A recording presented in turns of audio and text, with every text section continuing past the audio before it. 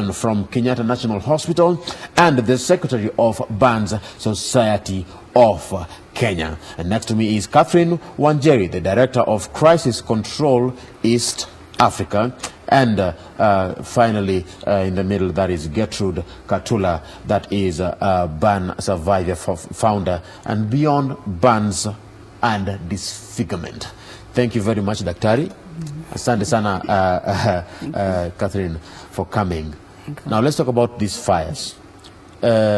What is the first thing someone should do after experiencing a fire, after going through the process of being burnt? What is it that someone ought to do, Daktari?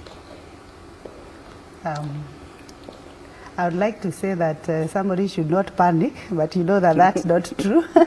When something is an injury and it happens suddenly, in fact, sometimes even when we've been well trained, we sometimes completely forget what to do and maybe the things we've learned. But one of the reasons why we are doing this campaign is that we feel that there are things, simple things, that you as an individual can do at home, even if that's where the fire occurs.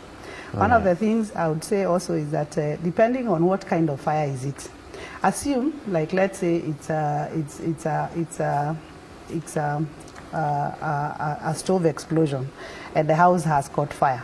One of the most important things to do, like we saw during the Gikomba fire, is not to run around and scream and inhale the smoke, because the smoke can be very, very dangerous when inhaled. And actually, most of the patients who succumbed to the injury during the recent Gikomba fire died because of the smoke inhalation.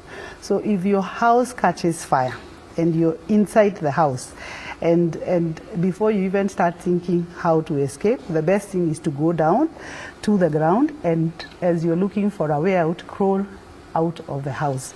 If you run around in the house and you scream, then the chances that your clothes will catch fire and you will burn, and the burn will increase because you're running around, and then also inhale the smoke because you're screaming and yelling is higher, and that increases the possibility of getting worse injuries and also the possibility that you can die from the smoke inhalation especially. So once your clothes catch fire, you should not run around because it will spread. Yes. One of the first aid measures that we train people about in burns is something called stop, drop, and roll. All right. So my clothes have caught fire. The most important thing is to fall down if I do, because I may not have a blanket to cover myself. But if I fall down on this floor and roll, I will extinguish the flames and therefore stop the burning process. Now, Gertrude, you are a burn survivor. Will tell us your story. What happened? Okay, I got burned in 1997 when I was 3 years old. I was sleeping by the side of the fire, so the 3-stone fire. So my clothes got fire. The dress, the one that I was wearing. No, I mean the stones that the stove that you're using. The 3-stone one. Oh, the 3-stone one. Yeah. Oh, okay. Yeah. So when it did catch fire, I didn't realize, being 3 years old too, was something that you cannot think of like something to do. So I just ran, and as Dr. said, you don't have to run because the air will make, the oxygen around will make the fire to spread more. So I went and hid myself in a clothes sanduku, the metallic one, until my cousin found me and then called my aunt, and by then my aunt was only 7 years old. So she came and poured water on me. Then they shouted and the neighbors came. They took me to a nearby dispensary where I was admitted for a night, and then the next morning I was taken to Machakos General Hospital. So most parts of your body are burnt? Okay, most parts of my body are burnt from here to here. Wow. And the stomach, the belly, was totally burnt until it had to be grafted. Wow. I'm speechless. Catherine. Yes. As the Director of Crisis Control East Africa, I would like to find out what are the cases that you've come across so far that have made you to really say that for real, as a country, we need to create awareness? Most of the times, as Gertrude said, small children are the most affected victims, and most of us as Kenyans, we tend to ignore that part of safety, and we leave our children unattended to, just like what happened to Gertrude. And we want to emphasize on awareness, especially in schools, whereby we want our children or the small children from school will be our ambassadors back at home to go and tell their parents what they have been taught in school about safety. So there are so many incidents, like the one that happened in Kibera some few days ago. It was just a lady who was making some chakula. She decided to do it at night, and akawacha steamer on, alikuwa anachemsha sijui whatever she was chemshing with the steamer, and she slept. What happened? Moto ikatokea, and there are so many guys who got burnt and they died. And we are trying to reach out to the community and to all Kenyans. Can we be a little bit more careful when it comes to whatever we are doing? Even our workplaces, most people at workplaces, they see fire extinguishers, but they don't even know how to use them in case of a fire. So we want people to know, in case of a fire, what is the first thing to do when it happens. Wow. Yeah. Now let's talk about the kitchen now. Yeah. Gas cylinders. How do we stop this kind of eruptions? Gas cylinders. Okay. I think even before you go to the gas cylinders, can we talk about the stoves? Yes. Because I think the stoves are even worse than the gas cylinders. Yeah. I've been working at Kenyatta National Hospital at the burns unit for close to 17 years now. And initially, we never used to have as many patients suffering from gas explosion burns. Our commonest cause of burns in the kitchen in Kenya, and remember that the biggest percentage of burns actually happen in homes. A few happen in the workplaces and especially in the industries, but a bigger percentage of burn injuries happen in homes. So safety in the home is very key to prevention of burn injuries. And our biggest culprit is stove explosions. And the stove explosion, one of the problems, there are a number of problems with stove explosions. One being that we have a problem, which I think our bigger government institutions like the energy regulatory organizations need to take care of, because we have a problem with adulterated fuel, so that you have kerosene that is being sold by unscrupulous people that is adulterated. So you have your normal stove, you put the adulterated fuel there, and because maybe it has been added some super petrol or something else, it's more flammable, and therefore when you light the wicks, it's more likely to explode. The other problem we have with the stoves is that people want to take shortcuts with them. So you have a stove, the wick has fallen through or has finished, and there is a hole, and you decide it's too expensive to go to the shop, to the kiosk, and buy the wick. So you continue using it with one of the wicks as an open hole. So what happens is when you light the other wicks, there is this hole that is going direct into the fuel in the container. So sometimes what happens is that the fire can, a bit of wind can push this fire through that hole and into the fuel. So it becomes like a time bomb. And so after some time it will explode, and it causes very stove explosions cause some of the most severe burns we see at Kenyatta National Hospital, and we lose quite a number of people through stove explosion. And some of the victims are actually women, because this is a cooking area. The other problem we have also with stove explosion is people feeling lazy, so that the fuel has finished. Yes. and then you decide you're a bit lazy and you open the car top there and you add the fuel while it is on. That is also another cause of stove explosions. And these are things, if we understand that they can actually cost your life or cause you such deformities, because especially stove explosions happen when you're facing the stove. So people get very bad injuries on the face, the neck, the anterior trunk, the stomach, like she's saying, and the thighs. And we get people with 50% of their total body surface area with burns, 60%, sometimes even they come with 80%. And the higher the percentage, as you grow closer to 100% of your total body surface area burnt, the rest, the chance that you will survive. And how do you, okay, I don't know, how do you rate the percentage saying that you are now 5% burnt, 10%, 50%? Okay, there is a way that we calculate, but what the easiest way is something is an adult. We say that the whole of your face, that's plus your neck, that's 9%. The whole of my, so it's called the rule of nines. The whole of my arm is another 9%. My leg is an 18%. From above my groin to all the way to my shoulders is an 18%. So you can calculate it, and then the area of the perineum, we call it a 1%. So it's 9, 9, 18, 18, 18, 18 at the back, and another 9. And then you're left with 1. So you call it the rule of 9. It's the easiest way to calculate the surface. Of course, burns are not regular, so it's more of an estimation, but that is what you use. So the higher the estimation, the poorer the outcome of the patient who has sustained the burns. Let me say something little, because you asked about it, about gas. Yeah, especially considering that nowadays there is a case that I read, and it really caught my attention, that someone was using a gas cylinder, but they did not realize that there was a leak because it was odorless. Yes, and that shouldn't be the case.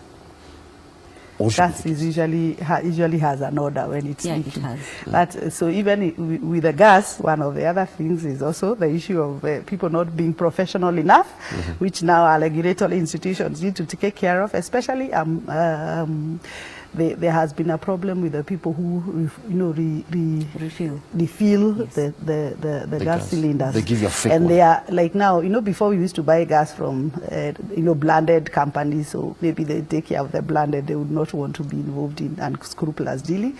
But now there are people closer to our neighborhoods who deliver the gas for you, but they refill those cylinders, and some of them are unscrupulous. So even me, I've had like 2 patients, and one of them told me they must have been a leak, but they could not smell anything, and they were involved in a gas explosion. I mean, the gas cylinder, there was a leak, and the gas cylinder exploded, and she got burns. So we wondered how that could be, because usually with gas there should be an order that should alert you that there is a problem. So that was a bit unusual, and I've had that. So if you've also read something like that, I've also come across it in my practice.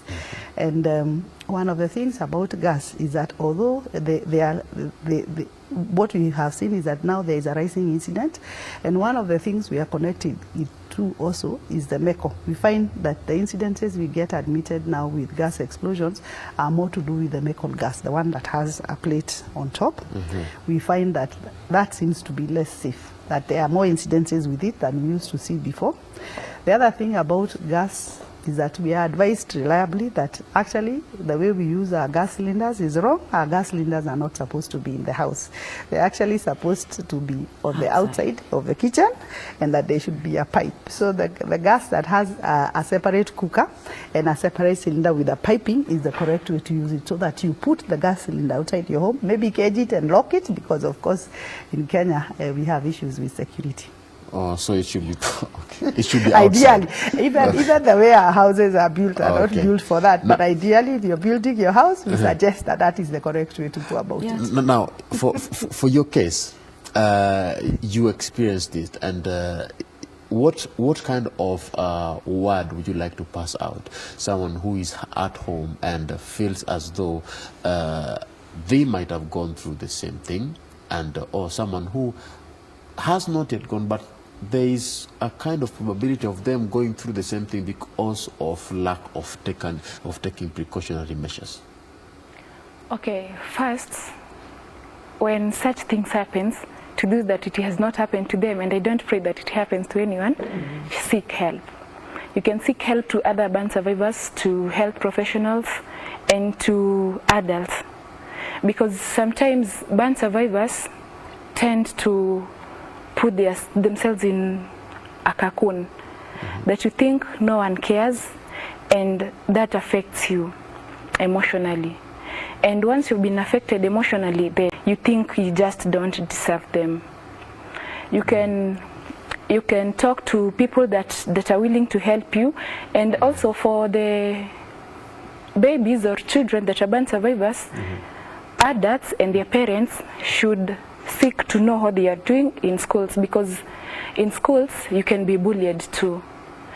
Because of the burns that you experienced. Yeah, and your looks. And how does it, personally, from your experience, your self-esteem, how you look at yourself after that point? Of course, it does affect your self-esteem, because such horrible comments, when someone says something like anakaje or she's ugly, you know, because the society has a way of defining beauty. And we can't really tell, but we know there's a way that the society defines beauty. So first, the parents should teach their children that there's a difference between curiosity and judgment. People will always stare. And you should teach your daughter or son that has been affected by their looks that once people stare, they should maybe smile or just walk out. But sometimes pia sisi burn survivors tunakuwa tempted kuangalia vibaya and say something bad, and that shows sign of low self-esteem too. So you feel segregated from the society? Yes, you do. And you would not want to be part of them because you feel you look different? Yeah. Okay, Catherine, coming to you, there is the cases that you've considered so far in the homes.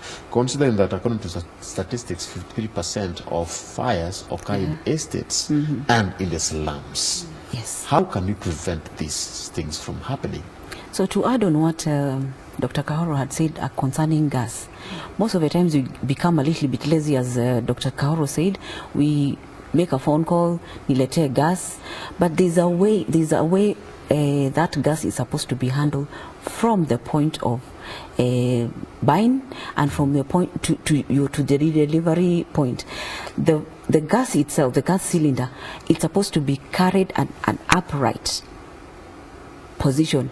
Hata kama ni kwa motorbike, it's supposed to be carried upright. You should not lean. No.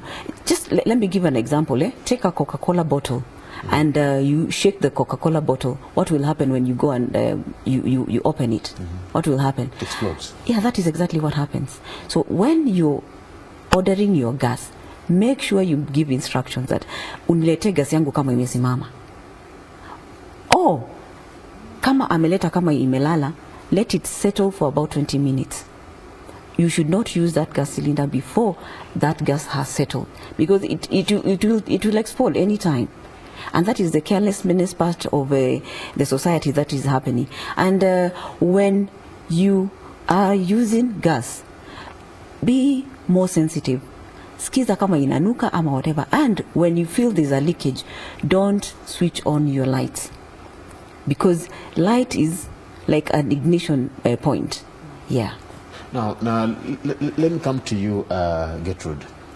From what you had, I am aware that you experienced burns from most parts of your body.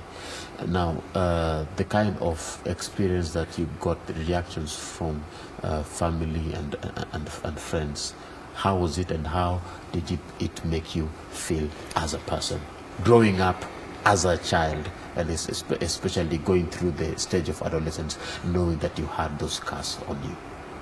Okay, my family has been supportive enough, but just the friends, the friends won't understand your journey, and at some point you have to explain to them. You explain to them knowing that some will run away and some will stay. So probably because... The some who run? Yes, they do. Wow. Yes, they do.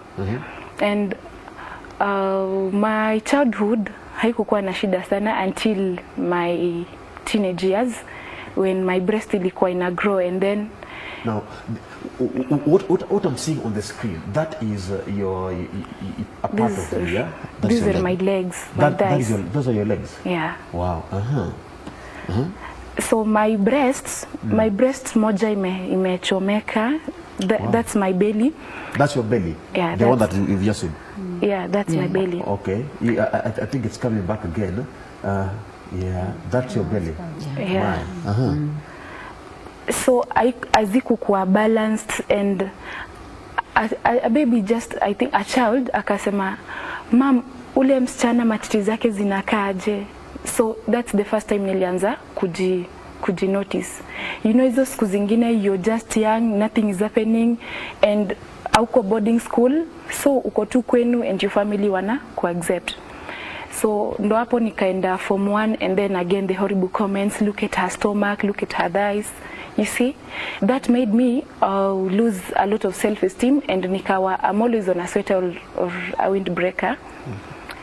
And ikaendelea hivyo until nikafika university that year, and maybe I just don't want to live this way again, with all this low self-esteem, feeling that the people are rejecting me, feeling the society doesn't need me.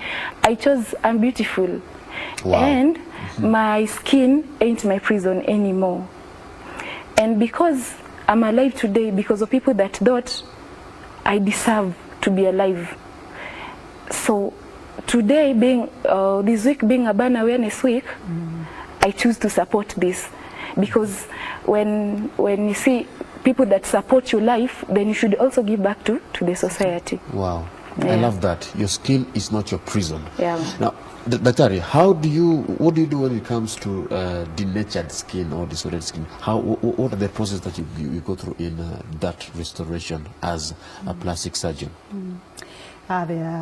Okay, let me also say that burns heal depending on the depth, and that's why for us this campaign is very important, because if we feel that there are certain things, if somebody was to do as first aid, they would reduce. Like now, you see what Gertrude told us is that she got the burns, but she didn't know what to do, so she ran around and then she even hid herself. So all this time when she was doing all this, the burn was continuing, because what determines the depth of your burn is the heat, the temperature of the heating agent, and the duration of contact.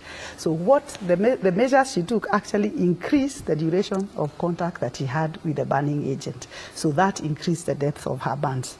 So like if somebody gets a burn, like we said, you stop, you drop, and you roll them. You extinguish, you stop the burning. If it is a burn because of a hot liquid, like happens with very many children, especially when they are toddlers and they start toddling around the house, they are very fast. Before you know it, they've pulled the cup with the hot tea, and they have poured it on themselves. One of the ways to stop the burning process continuing is to tear the clothes off as fast as you can. Our first response should be remove the clothes, because the clothes are wet with the hot liquid. Whether it is uji, tea itself, hot water, it can be, there are all kinds of hot liquids that burn children, especially children in the house. And 40% of the burns we admit in Kenyatta National Hospitals are in children. So you should remove those clothes and then now get water, just cold, ordinary water, and just pour, clean of course, and just pour on the burn.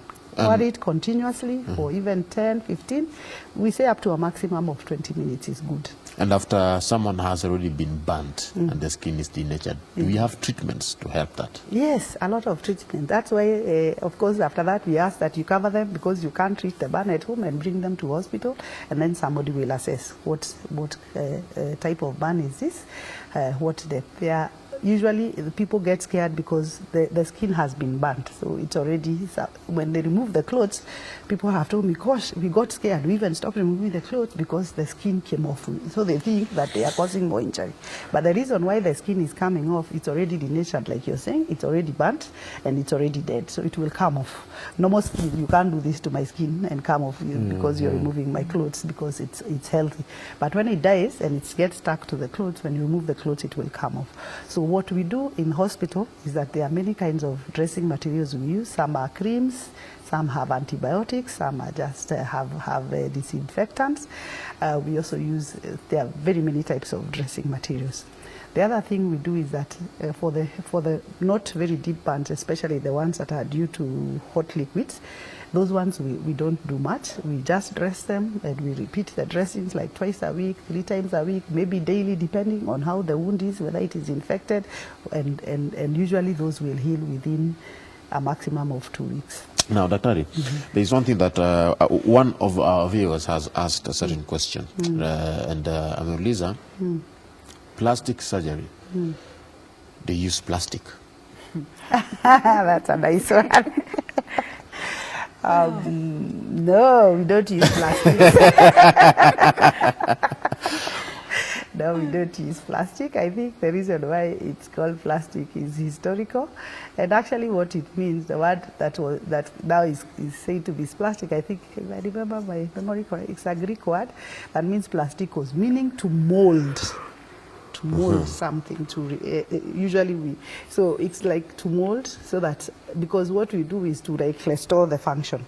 So like now Gertrude told you she had very deep burns on the abdomen, the belly that you're seeing. She had very deep burns. When you have very deep burns, you cannot wait for them to heal, because it takes a long time, and it also will lead to very bad scarring. So what we do is that we will harvest skin from another area, and that is what skin is called skin grafting, and we will put that skin on this raw wound so that it takes and it closes this wound. Because we've not removed all the thickness of the skin, the area where we have harvested the skin will heal. And that is part of molding and restoring function. That's what plastic is all about. So plastic surgery is about molding and restoring the function to close to what it was. Of course, we are not God, so sometimes we do not get as perfect results as how God created us. But at least, as she's saying, we can restore function to at least so that somebody is better able to cope with their life. Right. And I'm sorry, I will be on you for quite some time, because there are many questions that our viewers are asking. Use the hashtag Good Morning Kenya on Twitter. Yes. Now, someone is asking now, what are the parts of the bodies that mostly experience burns? There is no area of the body that cannot experience burns.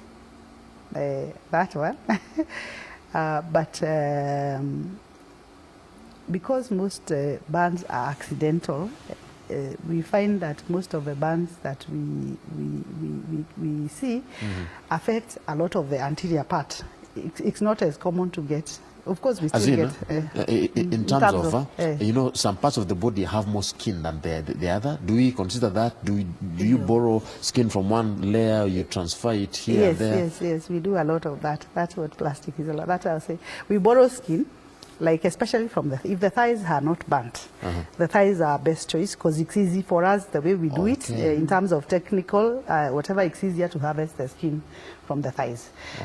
But we borrow skin from the thighs, and we will use it now to cover where the wound is. The wound can be anywhere. We get upper limbs, but upper limbs, I was trying to say that the anterior part of the body is more commonly affected than the posterior aspect, because most burns, you're facing the burns. You're facing the insult. So they tend to be face, neck, anterior, the hand, the forearms, the whatever, the legs, the thighs. So all those areas can get burnt. There is no part of your body that can get. We even get children burnt around the buttocks and all that. So because if a baby sits on a container with hot water, they get burns on the buttocks. So there is no part of your body that we can say has an immunity because of the whatever of the burns. What we can say is that there are some areas where the skin is a little thicker and a little thinner in some areas. And that's why we are saying to make the burn not to go deep, please reduce the time of contact with the burn.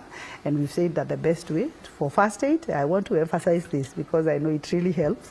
The best way for first aid is to cool the burn with cold water. Whether it is a burn because somebody had hot clothes, once you remove, fire, the clothes had caught fire. Once you've dropped and rolled them and you've stopped the flames, then you remove their clothes and you still pour cold water. It cools the burn and stops the burning process, and it reduces how deep the wound will be. Now, Catherine, considering the number of facilities that you have, how many do you have so far when it comes to catering or dealing with burn survivors or patients? Hospitals are the best places to take burns incidents, and you can always, as she said, when you experience a fire, you stop, drop and roll, and if there's somebody to assist you, you can always take a blanket. You know, a blanket, just a normal blanket. If somebody cannot be able to get a fire blanket, you can take a normal blanket, dip it in water, and then you cover with the patients after that, the counseling part of the aftermath. Oh, yes. All right. I'll come back to you in just a little bit, but let me come back to you, Gertrude. After this kind of experience, someone, a lady who is just growing up with the kind of a burn on your body, the way you relate with other people, how have you been dealing with people who are your fellows who have also experienced the same thing you experienced? Do you have like a clique that you do together? Yes, we do. I have an organization called Beyond Burns and Disfigurement. So it supports all burn survivors and everyone that has been disfigured in a different way. Whether you were born with a disfigurement or it just came along the way. So the Beyond Burns and Disfigurement helps in enhancing body image. And body image, the definition of body image is how comfortable someone is with their own skin. So we want everyone to be able to be comfortable in their skin and love themselves first. So after that, now we can talk about other things like now how to achieve some things, because once you've accepted yourself, then now you can take a step in life. All right. Yeah. Now, besides the physical assessment that the doctor does, now the psychological assessment, do you handle also that in the organization, and what kinds of stages do you go through? Okay, currently that's all you're doing, and visiting schools. Oh, you visit schools? Yeah. Okay. For motivational talks and also self-esteem talks and self-confidence talks. Yeah. Okay. I think Gertrude is also a founder of an organization that she's trying to run, whereby she encourages burn survivors and those who have disfigurements. Yes. Wonderful. Daktari, let's talk about rehabilitation. Yeah. What do you do with patients who have just come from this kind of disasters? As of that moment, they are still in panic. How do you bring them down? And after they've come down, what do you do to rehabilitate them back into normalcy? Let me say, one of the things we are, as we are running this Fire Safety and Burns Awareness Week, we have involved a lot of stakeholders. And one of the reasons is that burns and fires can't be a one-man show. It involves a multi-agency approach. Even the treatment of burns itself is a multidisciplinary group that does that. That group involves especially doctors of various cadres. It can be a surgeon like me. It also can be a general practitioner, the ones who see the patient when the patient initially comes. There are nurses who are some of the people who really support the burns victim, because they are there 24 hours for this burns patient. They do the dressing changes, they talk to them. Amongst our nurses, we have nurses who are trained in counselors and patient support.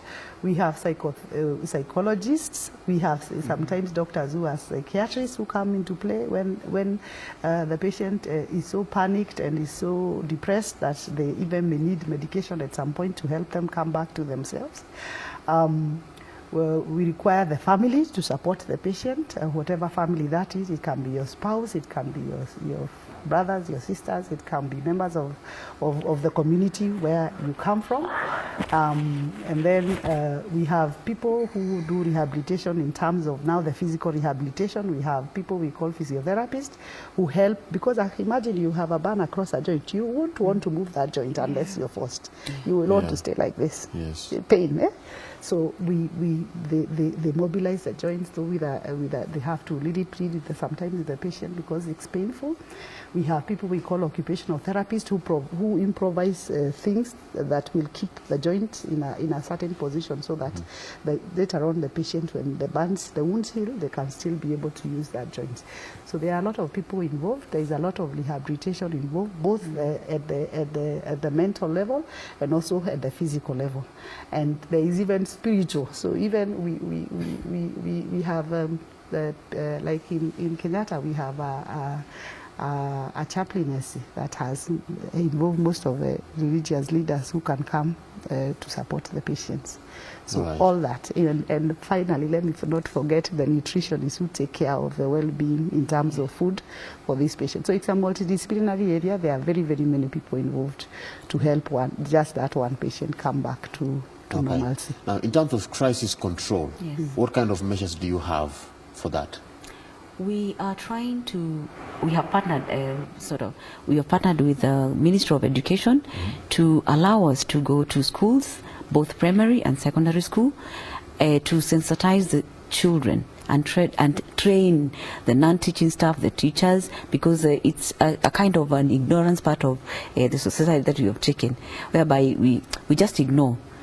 Hiyo tu ni wacha tu niache tu hivyo iende hivyo, so that is what we are trying to do together with other stakeholders to join us and come and we journey together in this journey of safety awareness. Now, being a fire awareness week, you have these kind of activities happening, yeah, but the challenge we have, third term is an examination term, so we cannot be able to go to school, so we are starting that program in first term. Yes. All right. Yeah. Now, thank you very much for coming. But we going to the society. Yes. We are going to the community. Yeah. Okay. Yesterday we were in Mukuru kwa Jenga, and we passed through Gikomba, talking to them about the incident that was there and how we felt that maybe they didn't take the right approach because most of the people from Gikomba died because of smoking. We went to Mukuru kwa Jenga because it is one of the informal settlements where there is a lot of fires, and I can tell you for sure we found a lot of illegal wiring in that community. In fact, the Kenya Power people were shocked at the illegal electrical wiring in Mukuru kwa Jenga. And I'm sure they will ask their organization to sort this out, because those are the kind of bans we get that we feel could be prevented if Kenyans took safety matters more passionately, more keenly. And these are not even things that we say is a Serikali's idea. These are things that you can do for yourself, that you can insist. I'm not going to get somebody who doesn't know how to do wiring. I won't use naked wiring in the house. I will not do an illegal wiring. It may be a little bit more expensive to do a proper wiring, but at the end, safety is very important, because when your child gets the kind of burns that get sustained, then you truly understand what it means. Or when you lose lives like we did at Gikomba, or close, more than 10 lives lost like that. When I was part of the response team in Kenyatta when it happened that night, we already received. At admission, when they came to the accident and emergency, there are 4 children who we received and they just died on the spot. So those are painful incidences. They are expensive. That's why we are saying zuia moto, zuia gharama. Gharama ya kupoteza maisha, gharama ya kupoteza mali, in terms of housing, in terms of things that you worked hard to achieve. We must zuia this moto. That is our hashtag. Okay, thank you very much. Yes.